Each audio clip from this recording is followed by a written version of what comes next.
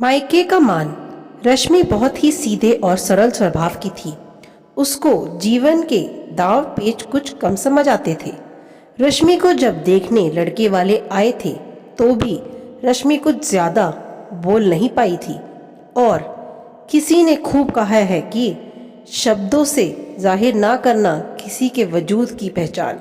हर कोई इतना ही कह नहीं पाता जितना महसूस करता है, और ये कहावत रश्मि पर बिल्कुल सटीक बैठती थी। लड़के वालों को रश्मि की सादगी पसंद आ गई और बात पक्की हो गई। शादी के बाद पहली दिवाली आई तो रश्मि की सास शकुंतला जी, जो बहुत ही सुलझे हुए विचारों की थी, वो बोली कि रश्मि, कल हम बाजार चलेंगे और सुधा के ससुराल में जो भी दिवाली के तोहफे देने हैं वो खरीद लाएंगे। पहले मैं अकेली जाती थी, अब मैं तुम्हारे साथ जाऊंगी। रश्मि सास के साथ गई तो वो बहुत बड़े बड़े शोरूम्स पर उसे ले गई गिफ्ट्स खरीदने के लिए और कपड़े लेने के लिए। क्योंकि रश्मि मिडिल क्लास से थी तो वो कभी ऐसी जगहों पर नहीं गई थी, तो उसको बहुत अच्छा लग रहा था। सब उसकी सास की इज्जत कर रहे थे क्योंकि वो उनके यहाँ अक्सर आया जाया करती थी। जहाँ से सब रश्मि को अच्छा लग रहा था, वहीं उसका दिल बैठा जा रहा था कि उसके मायके वाले इन सब की बराबरी कैसे करेंगे। क्योंकि दिवाली के बाद भैया दूज थी और जब उसकी ननंद के लिए इतना सब हो रहा था तो उनको भी शायद उम्मीद हो जाए। रश्मि ने बातों बातों में अपने घर पर ये बात रखी तो उसकी माँ, जो कि एक विधवा थी, उन्होंने अपनी चूड़ियाँ गिरवी रखकर रश्मि के लिए गोल्ड बनवा दिया और दिवाली पर उसके भाई भाभी को सामान लेकर भेजा।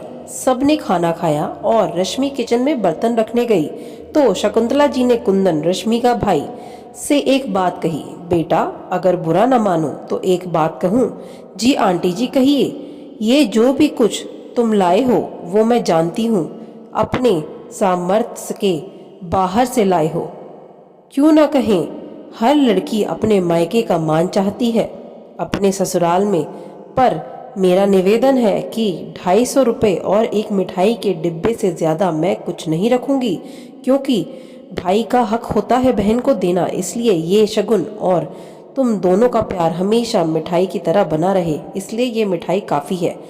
कुंदन के मना करने पर भी उन्होंने सादर वो सामान वापस कर दिया, क्योंकि वो जानती थी कि वो सामान उन्होंने अपनी चादर से बाहर जाकर खरीदा है। दोस्तों, सही कहते हैं, सबकी प्यार किसी दुकान पर नहीं मिलता, बस महसूस करो तो अपने अंदर ही है। रश्मि रोने लगी और अपनी सास को गले से लगा लिया। आशा करती हूँ आपको ये कहानी बहुत अच्छी लगी होगी। चैनल पर नए हैं तो चैनल को सब्सक्राइब करें। धन्यवाद।